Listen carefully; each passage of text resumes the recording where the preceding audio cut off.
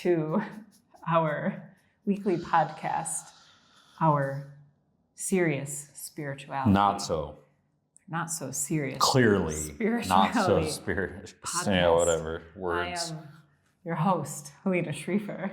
And I am your host, Paul Narus. Today, I can't do that for the whole thing. I gotta end it. The gag is done. The gag is done. Today, I bet you want to know what we're talking about. Yep. Well, you probably read the description, but we're talking about holding a vision of peace in the midst of chaos. Chaos. Which, I don't know, kind of seems like fitting to talk about, now. Why do you during experience these times? chaos? No, because I meditate. No, I mean, do you think the people are experiencing chaos in this world right now? I witness it. Like stuff that's going on? Yeah. In the exterior and the interior? Yeah, I think there's lots of, and I actually didn't mean that. I do experience chaos. I'm definitely not a cooked goose, as they say. Yeah, but you're no spring chicken. Are you calling me old? I started saying that about myself at the age of 27. Now you're a young pup just trying to run with the big dogs. And they would say, but you're so spry. Who's this they? Them. They, them, they? The people. All of the people. The people. All of the people. Yeah. Anyways. Yeah, the chaos. The chaos. Well, we've talked about chaos before on our show. Talked about it in a different element, though. Right. More in the primordial goo sort of sense. Right. But this, we're talking about what the mind perceives as chaos, the scrambled eggs of our societal structures and organizations and interactions between... It's more of a fricassee. Why are we food analogizing? I don't know, because I didn't eat lunch yet. Oh. That's why. So, yeah. And I kind of said it simply in this kind of throwaway thing, but I want to come back to that as to the importance. I'm just going to drive that in right now. The importance of meditation, no matter what's going on in the external world, what we're perceiving to be taking place in the external world. You mean coming back inside of yourself and calming yourself? Yes, because I see, maybe you do too, that if we have peace inside of ourselves, we will experience peace outside of ourselves. But if we are thinking that there's chaos, there's destruction, there's disagreement, it's an indication. If it's stirring up emotion, it's an indication that something's unsettled within us already, right? Right. And I also want to point out that it doesn't mean that we have to not recognize what's happening in what would be perceived as chaos, but being at peace with its existence is equally good. How do we do that? I don't know. Well, how Figure it out. That's the end of our recording. I don't know what accent that. I'm just going to throw in different accents every app. Okay, Caitlin.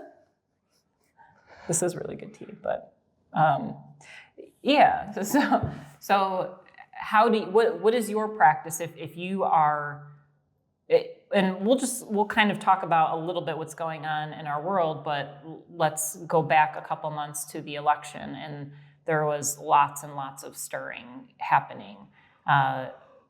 What do you do when you see that there's a lot of separation? There's a lot of different ways to do it on an internal level. Yeah, but what do you do? What works for you? I use comedy. Yes, true. Well, speak more about that, please. Well, internally, I say much more awful things than I say externally. Okay. But as far as the comedic realm goes, but yeah, I mean, isn't it one big joke in reality? Just how upset that people are over things that they can't control. And that comes to the illusion of control of an election, if we're specifically talking about that. Mm-hmm. Well, let's go deeper into that, because so if we have specific groups of people who are potentially going to be in situations that are dangerous, for them, or at least that's the story, that's the perception, that's what's happening. How can we, and I have that fear for myself too, because we talk about a lot of different things and we're doing somewhat radical and different things here, that is in the back of my mind. How's this world going to progress? Are we going to be able to speak about what we're speaking about here, share what we're sharing here, and be able to gather like we do? So how do you get from the story where I'm feeling really unsafe right now with what I'm seeing on the news and in the world to this moment I'm okay? I think that when I experience fear, it's so fleeting that it doesn't get to the point of me consciously making an adjustment internally. However, I can see how that happens in an exterior world or with other people towards the exterior world, is they can't break that fear. Mm-hmm. Like I'll vocalize fear, but I don't experience it the way that, like what you would say, like, will we be able to continue doing what we're doing here? Of course we will. Of course we will. Mm-hmm. Whether that's being something that is disparaged or something that's been, and maybe this is just my mindset, even if they said what we're doing is illegal, I would still do it. Yeah. Not necessarily to the extent, but like if they shut down this podcast, it doesn't stop us from talking about with other people mm-hmm. what we talk about here. Which we've said here before. I don't know if we've said it with our community, but if for some reason Ordinary Pioneer got shut down, we would continue doing what we do anyways. Right. You just do it in the front yard or the backyard or out at the park or right. And that's this idea of control that is outside of ourselves, oppressing us, coming at us, versus, well, I'm in control of myself and nobody can tell me how to think, what to believe, right? How to respond to. I would also like to add a word to oppressing ourselves. Yeah. And that is, it's attempting to oppress us. But we don't have to allow that. Yes.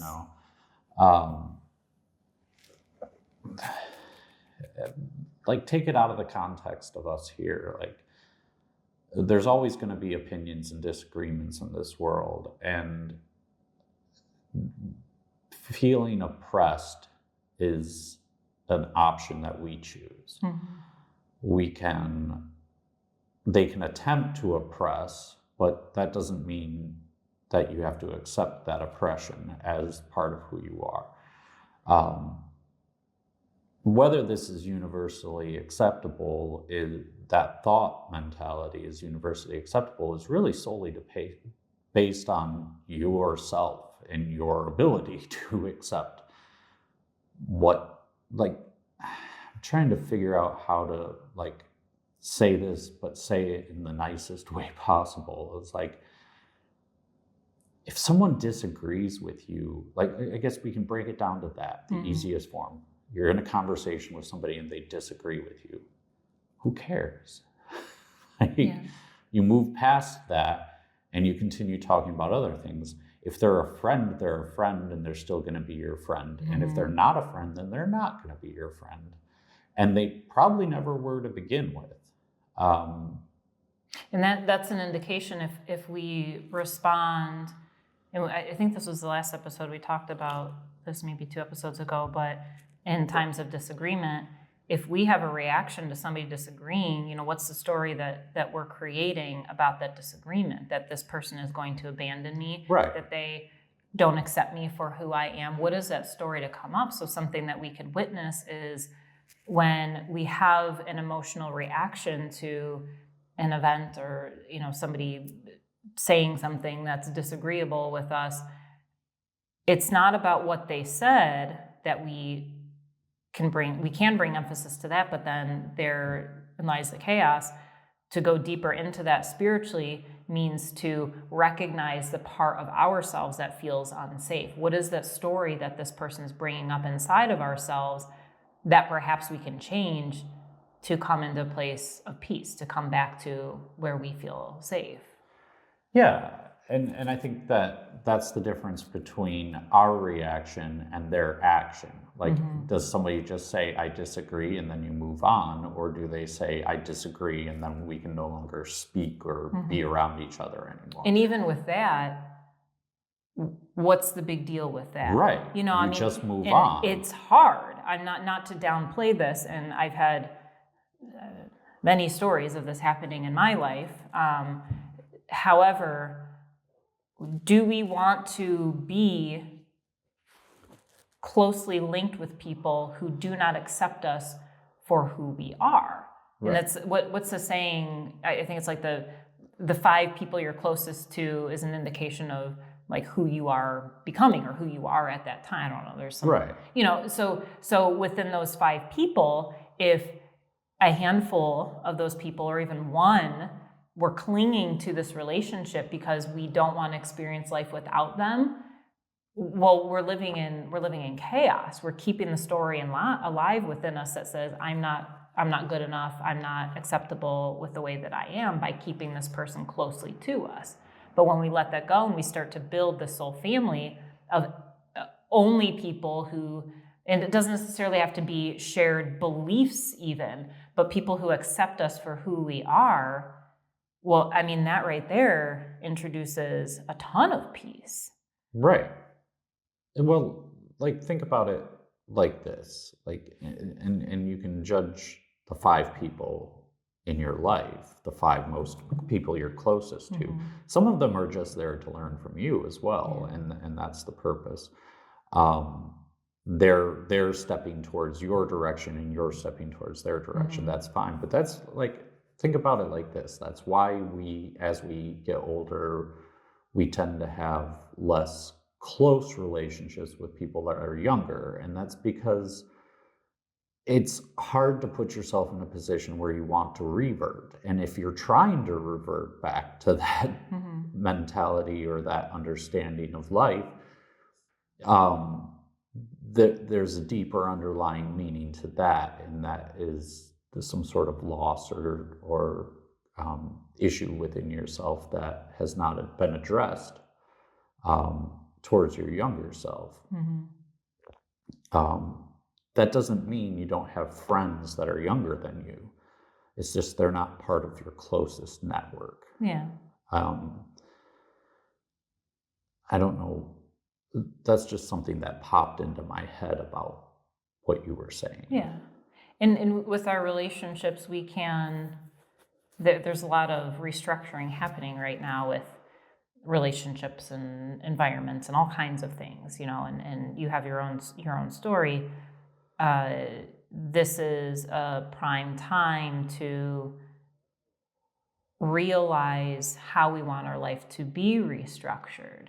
This is our time of manifestation. Well, last year was our time to initiate this manifestation, but this is the year where we can kind of get into the grind and start to take some action and let the life that we are desiring, that's a cheesy way of saying, but the life that we are is spiritually supportive of who we actually are and who we want to step into, making choices to head in that direction. Otherwise, I can see a bunch of us getting caught in this net of society and chaos. Right. Within this year, if we are resisting growing past the illusion of this physical world. In other words, what are we here to accomplish? And this is something that I'll probably say and repeat on these episodes is, why are we here? Are we here to get swept up by this dream, this game that we're a part of? Or are we here to evolve spiritually, to be of use for the universe in ways beyond our imagination? And that's a kind of a serious question to ask ourselves, and a way that we can be motivated to cross over into our fears, to release the illusion of the world and realize ourselves as who we actually are as beings of light. Well, I'd like to come back to your first point about the last year being the initiatory period and this year being the manifestation of that. The initiatory period is where we make our sacrifices, and whether we saw them coming or not, or whether or not they were part of the plan, doesn't really matter. But if you found yourself in the last year not making a sacrifice for your greater good, then this may be your initiatory year. But there's always, like, we talk about things coming from where we are. And I want you out there to understand that you don't have to be where we are in this journey. That they move at their own pace for each of us. And until you have that sacrificial initiation, you're not going to be able to move forward. And that is the giving up of things, parts of yourself or parts of your life that don't exist. And this happens continuously through our lives. We lose friends, we quit doing something that was bad for us or we deemed bad for us. We step out of relationships, we quit jobs, we do all these things. These things happen, and we have to take that moment to say, what am I creating out of that loss? And is it like, we use loss as such a negative term, but loss can be a very positive thing when it's something we honestly chose to lose. And I think that needs to sink into this topic quite a bit, is that loss can be initiated by you. It can be your sacrifice. Whether you dwell on it and there's sadness involved doesn't really matter. You're allowed to have emotional reactions to everything that happens in your life, but did you do it for a good reason? You have to ask yourself that. Or are you in this place for a better reason? It's the tower card in the tarot, right? The loss and letting the tower fall down and crumble, but seeing it as a positive thing. That's the choice. We can be in that fear of my life's falling apart, or we can see this as an answered prayer. Or clearing a space to build a yes, yeah. And I want to clarify something that you said, or at least what I'm thinking what you meant is, you don't have to be where we are to.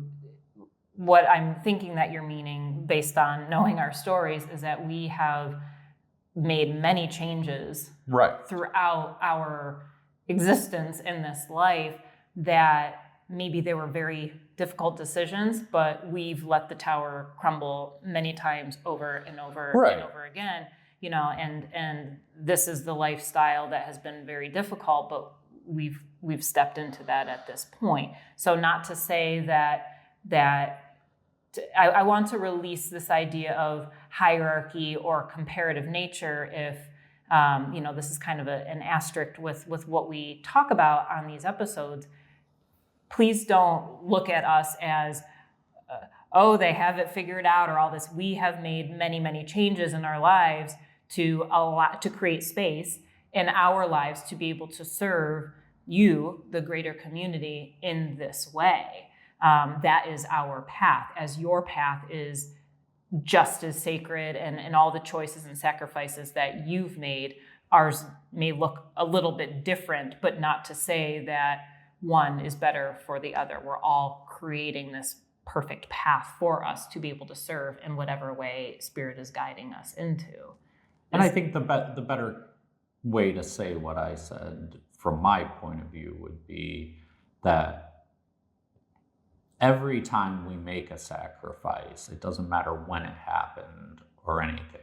I think that the important thing is, I'm not trying to say that you didn't make the sacrifice, so you're not. You did bad. You're not. You should have done You better. obviously made some sort of sacrifice at some point, whether it be a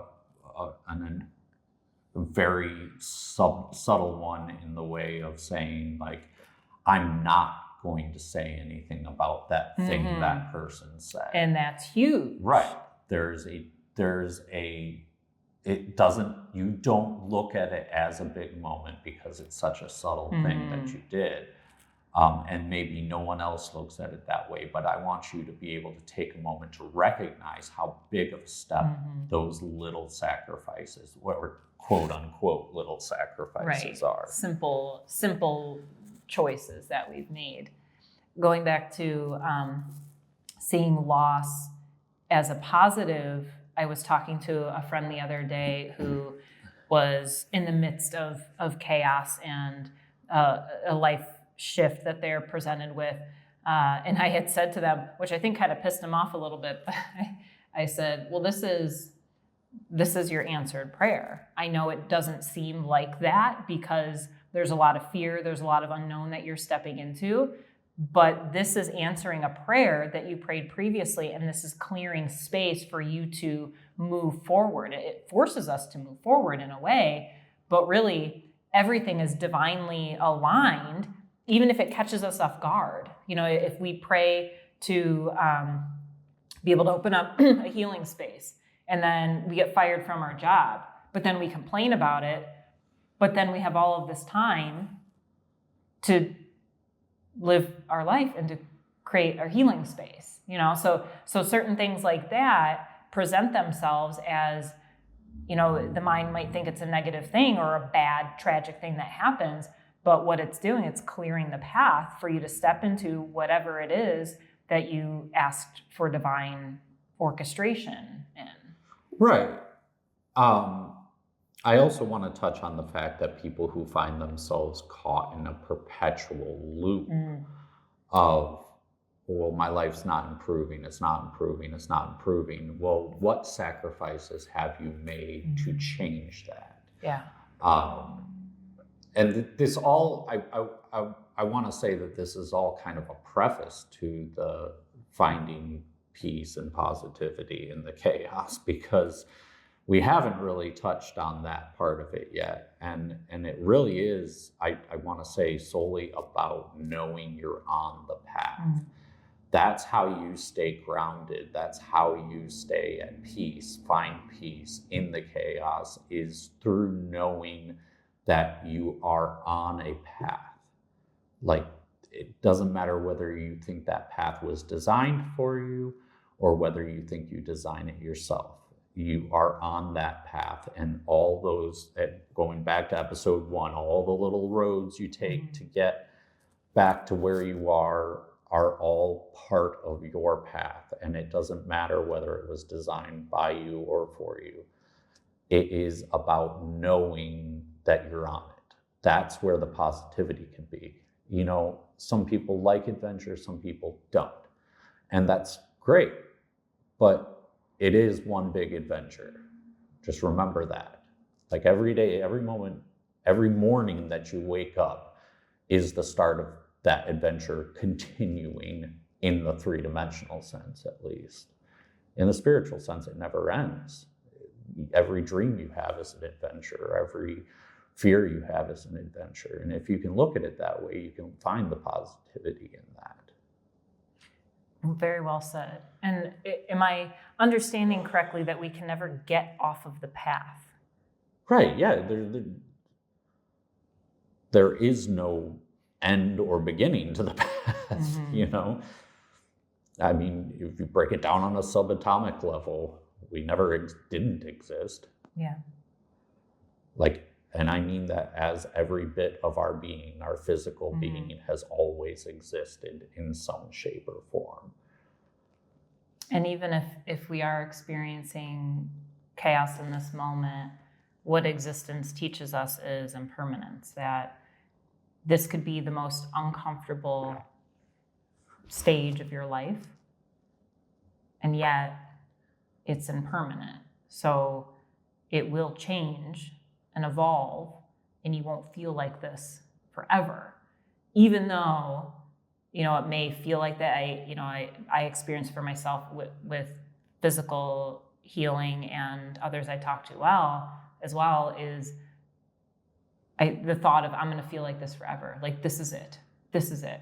Well, not necessarily, because if we can get to that point of peace and understanding that we are on the path, that this is how things are right now for a purpose that we may not cognitively understand, that's an offering to drop deeper into ourselves and rest in that knowing that everything is okay. And it's such a simple mantra, everything's okay. But it's one that I continually come back to because it brings me into this neutral space. It's not this false, oh, joy, I'm sick. And sometimes I do feel really elevated, and I'm like, oh, thank God for my illness, because it's driving me deeper into myself. And I feel that gratitude, and that's really beautiful too. Other times this sucks. Yeah. And I'm having a really hard time with that. But coming back to everything is okay allows me to see things as they are, not attaching to them, realizing the impermanence of my situation, and allowing it to be here for as long as it needs to be here for me to gain the lesson that I need to learn right now. Right. And I think bringing into that, like, the lesson is the most important thing. Everything that happens, whether it be from a positive mindset or a negative mindset, is the lessons that you're learning. Mm-hmm. And I think I do want to touch on the fact that that's the discussion we had earlier about unconditional love, is that going to others for help is not a bad thing, but if you find yourself forcing yourself helping somebody, you're denying them the experience of the healing or the lessons that they're learning. Mm-hmm. And maybe you're not at the same time. Maybe you are the lesson. But we can't fix everybody, but you can fix yourself. Mm-hmm. And I don't like the word fix either, but you're on a path. That path is never ending. Like, we can talk about it from the perspective of Reiki too, in the fact that energy can, well, I know this isn't a Reiki thing, but the energy not being able to be created or destroyed, it can just be adjusted. And that's all you're doing when you're making a sacrifice, is adjusting your energy. That's all you're doing when you're healing, is making an adjustment to your energy. And that's all you're doing by taking the next step on your path, mm-hmm. regardless of where you are. Yeah. The same friend that I referenced was feeling a lot of anger in my discussion with them, and we talked about transforming the energy. We're all energy workers, whether you practice Reiki or any other form of energy healing work, we're all energy workers, and we can take certain emotions and transform them into other emotions. And anger is one that I speak about a lot, because anger is more of a surface level emotion. It's a protective emotion. It's a shell. But if we break down that shell, we'll discover something, a fear that we're facing that is bringing us into this protective mode, or grief that is unbearable to feel. And in talking to that friend, they messaged me later, and they said they worked through the anger and they got to a place of grief and, had their breakdown. And then a little bit after that, they said they were feeling a lot of peace.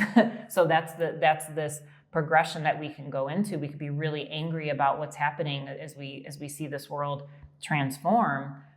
But what is it that's underneath that? Do we want to stay in this place of anger? Is that progressing us? Are we learning from that anger?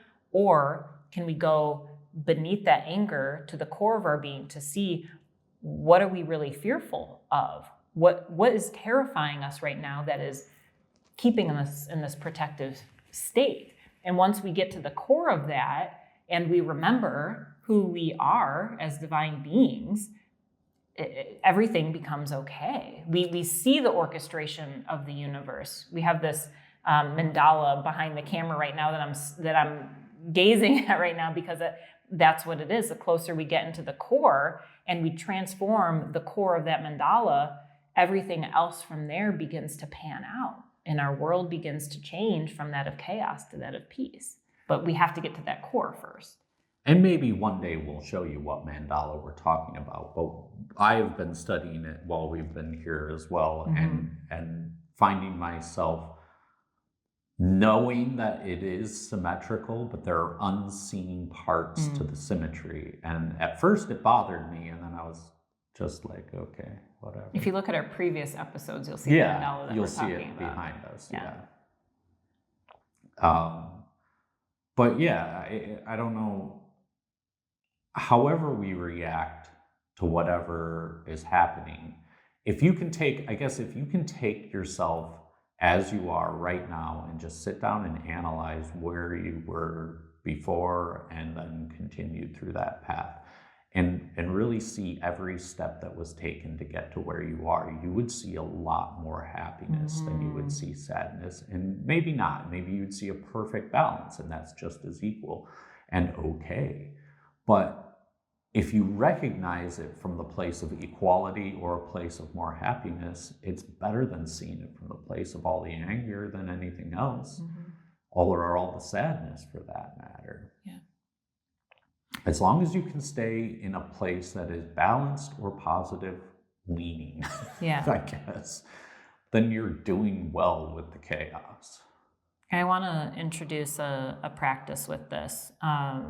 So a couple things that you can do is, I teach Reiki students, or any student that wants to learn meditation, is to go meditate somewhere where there's a lot of noise, like someplace that maybe you're safe. Don't go in the middle of the highway, but in a place, Or maybe a side street. Maybe a side street, where there's cars going, kind of or maybe if you've got children, like sit down in the middle of their play and just sit and meditate, because what that does to the mind is it witnesses the chaos, but it doesn't attach. It doesn't put condition or definition on the chaos. And I think this is I'm sure many teachers teach this, but I've learned this as a Buddhist meditation technique.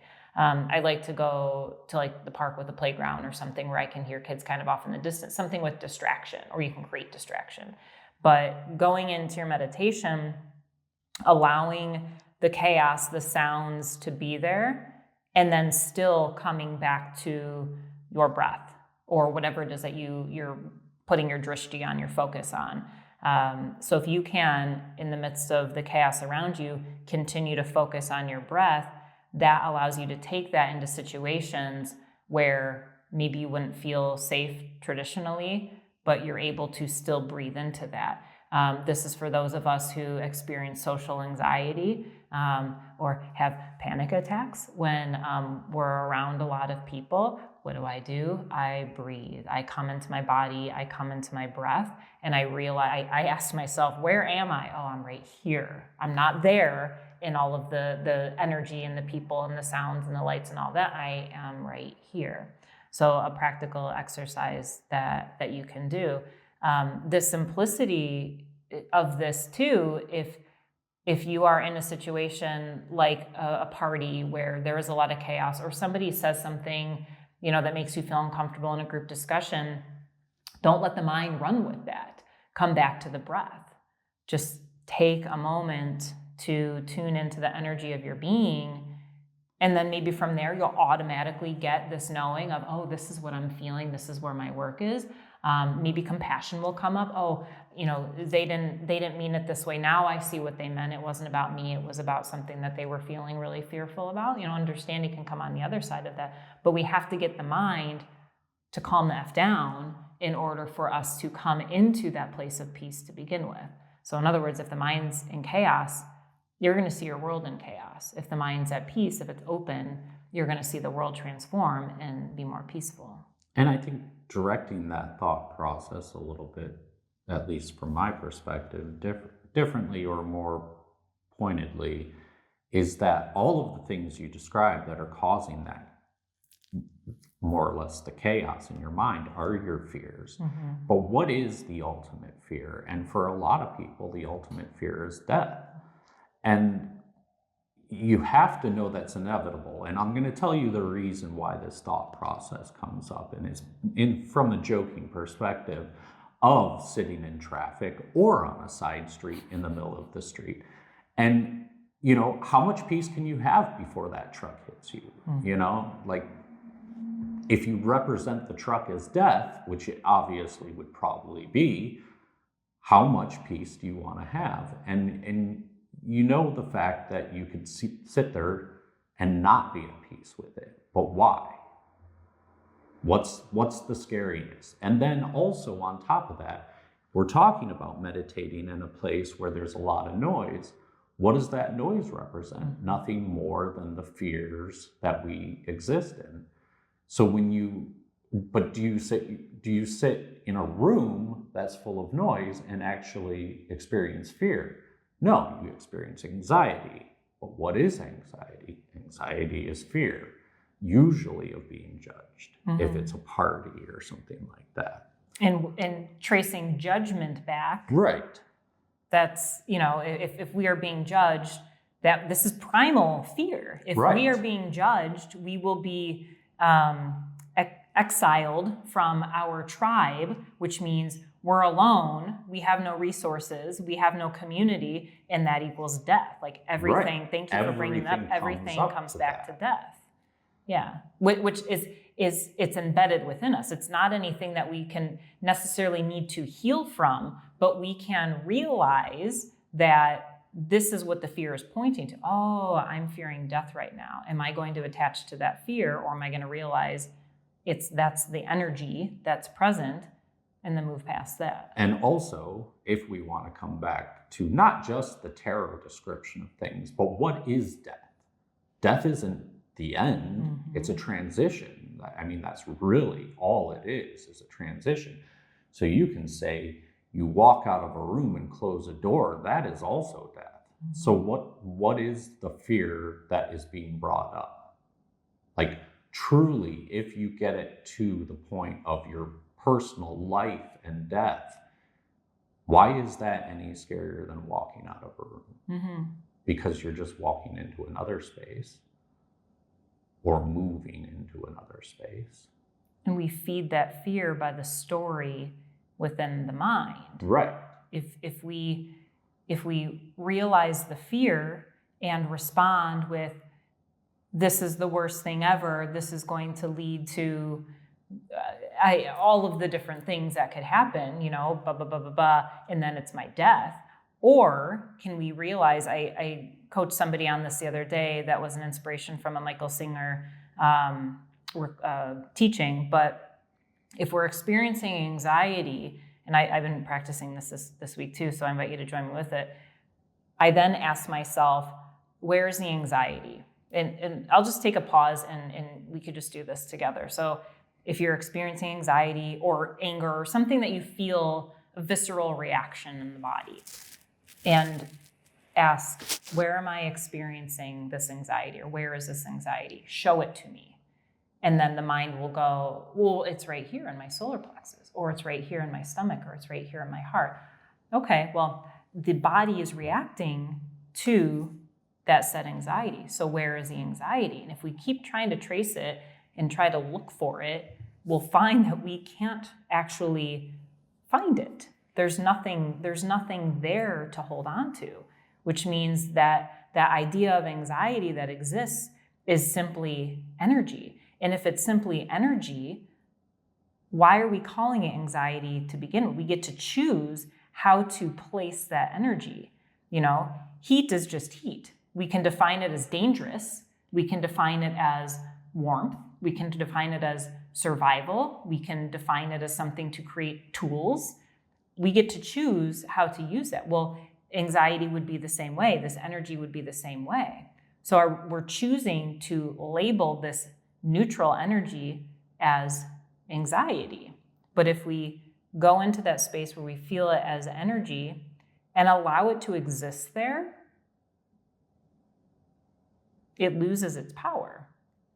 And this can still be uncomfortable for the mind to get to, but the more we practice sitting with this energy, we'll witness its existence, and then eventually we witness it dissolve because we're not giving it power, we're not feeding into it. And I guess the next thing I would say in that is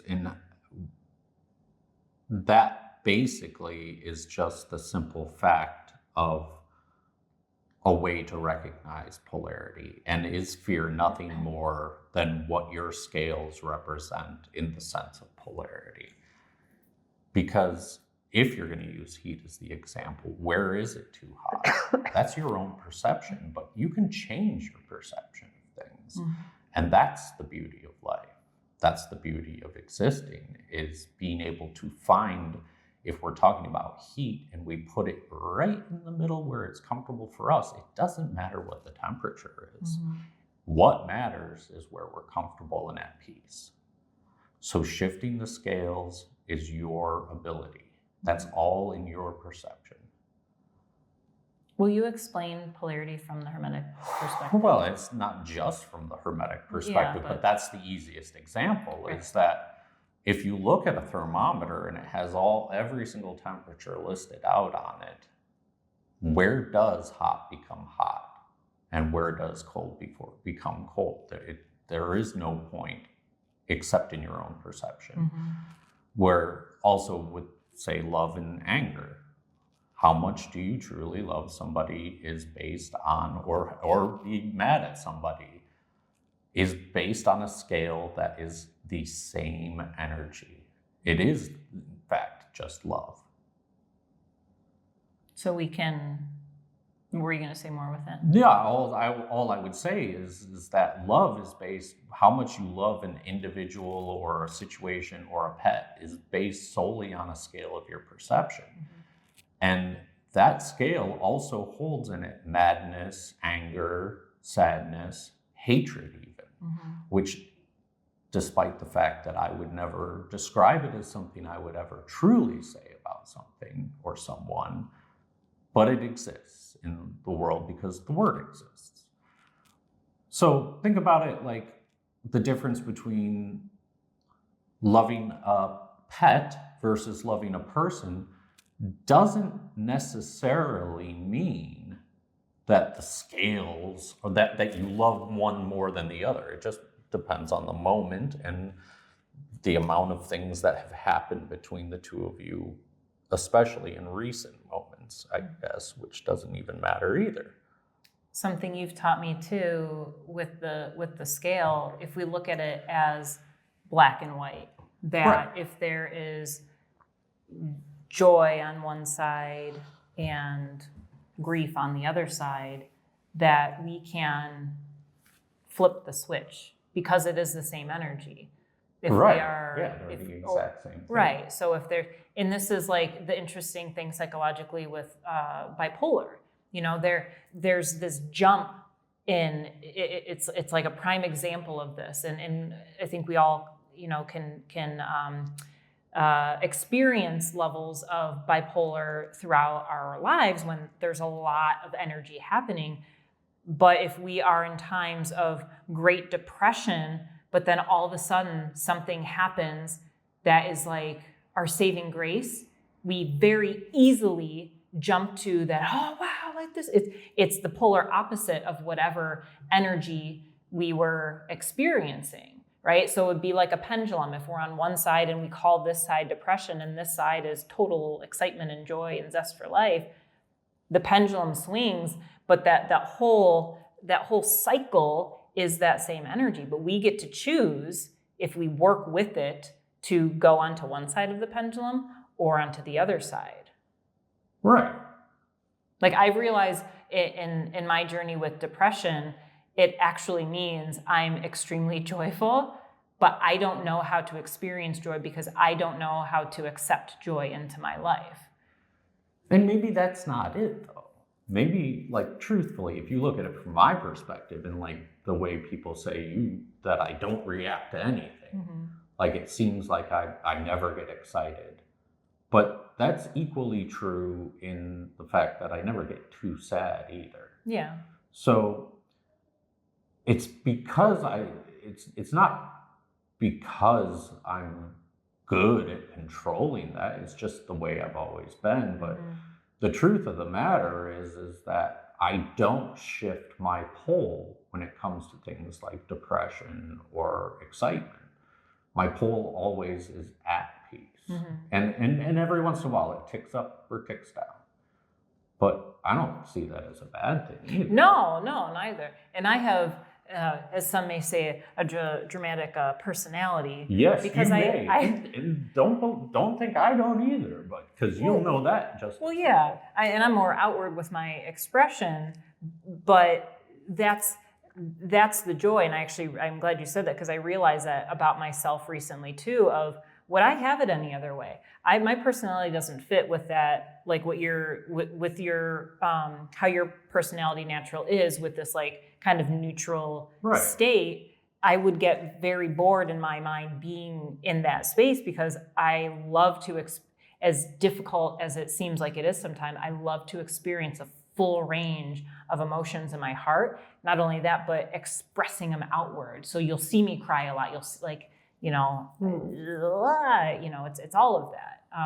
So neither is one way is to aim for and something else you don't want to aim for. If you look at different gurus, and all studying, we'll say like Buddhists, certain Buddhist practices and sadhus, and you'll see some that are very, they're here and they're at peace and they're just meditating and, more so serious in that moment. And then others are like joyful and laughing and playful. And so we're not aiming for one or the other, embracing who we are with our blessed personalities, but then working with the energy in a way that is most serving for us, releasing that comparative. And I also do want to say specifically about that is that what I was talking about was specifically as the external perception. Yes. Or my external reaction. I wasn't talking about internally, because I experience incredible highs internally and incredible lows internally. But that doesn't have anything to do with my outward expression. But that's all part of polarity in and of itself, is whether it's internal or external, is exactly what we're talking about. Can you be at peace internally? Can you keep it? Of course, you're going to experience incredible highs and incredible lows externally and internally, probably, depending on who you are. But do you balance back out at the end of it all to that place of peace? And that's what you're aiming for, really, is being at peace despite the chaos. And maybe that's the real title. That's it. What we're talking title about. Change. Do you balance back to peace despite the chaos? And then it doesn't really make a title change anyway. Right. It's just being at peace amongst the chaos. All right. So I like to close with a moment of pause. If you'd like to join us, and we'll place our hands on our bellies. And create a very simple moment for us of witnessing the breath. And this may seem like an easy exercise, but if the mind is experiencing a lot of chaos, this is perfectly fitting. Give it something simple. So noticing the inhale as your breath drops down towards your belly, the belly fills up. And then the exhale as the belly releases. I want to point out the symbolic nature of the breath, this exhale, this release, releasing chaos, releasing fear, releasing anything that's not needed. And it happens physically in the body as we exhale.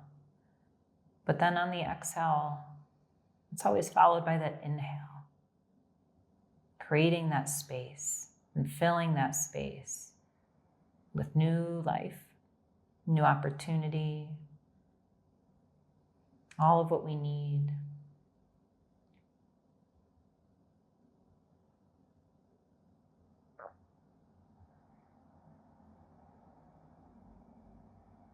And if the mind is in chaos, we can be reminded that as the breath flows, as the heart beats, all is well.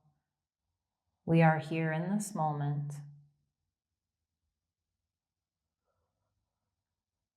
And there's nothing in this moment to change. There's nothing to run from or to figure out.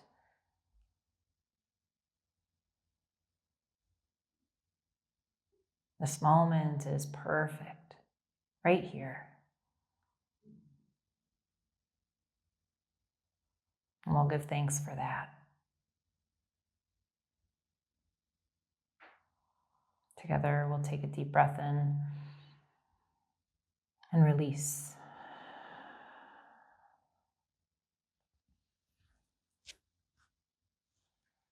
You can wake up now if you want. Ah! My prayers are answered. Oh my goodness. So let it be written, so let it be done. I don't know why I have to say that. No, I just That meant my voice. only prayer was that my knuckles would That crack. was it. Ah, blessed. Blessed. Blessed.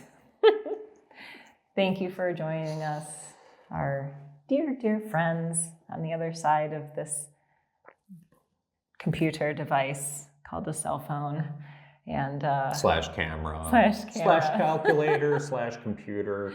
Thank you for watching us. Please hit that like button. It helps boost our content, helping us get the word out about these topics that we're talking about. If there's somebody who you think would resonate with our video, or even if you don't think they will, but maybe you want to give them a little nudge, please share this video. That also helps. And if you're not subscribed to our YouTube channel, hit that subscribe button. If this is your first time seeing us, subscribe away. Subscribe away. The last I looked, we were at about 110. Okay. So thank you to those 110 people. Mm-hmm. We said we last probably time know who most of you are. Like if you said your name right now. Yeah. I don't know if there's people out there that we've never met before. So who knows? Who knows? That are subscribed at least. Yes.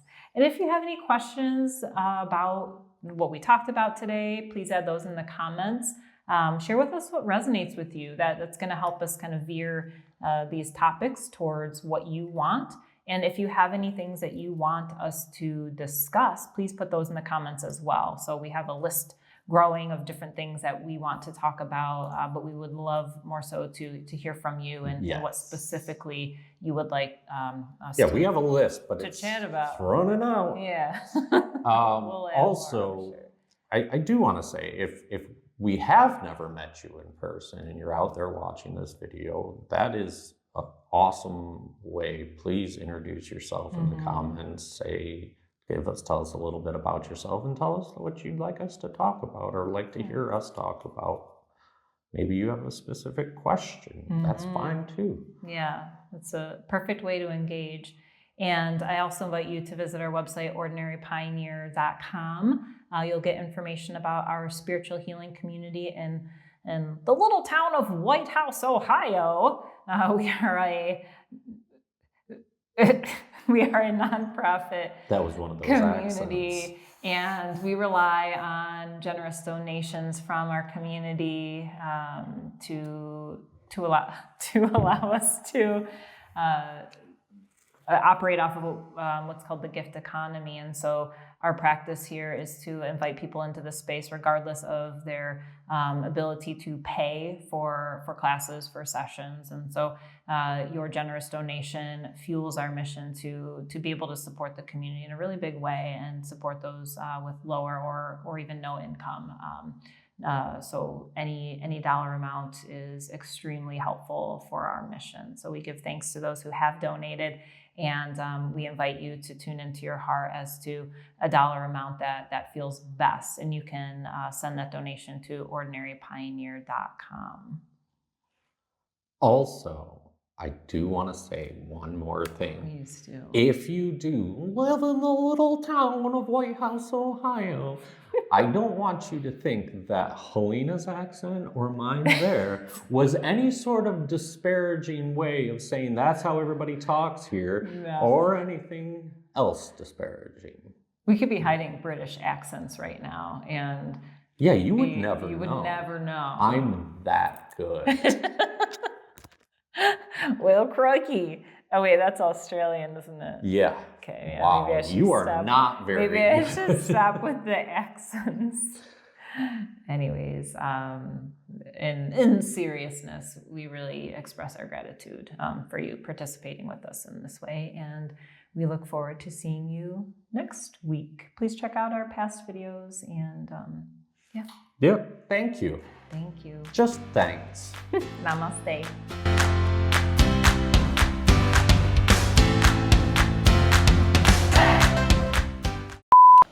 Okay, whatever. Just do whatever you want to it. Okay, we're just gonna do this. Oh my gosh. Now mine's gonna be overmodulated. It's good. It's good. Good, And it was good. said the Lord.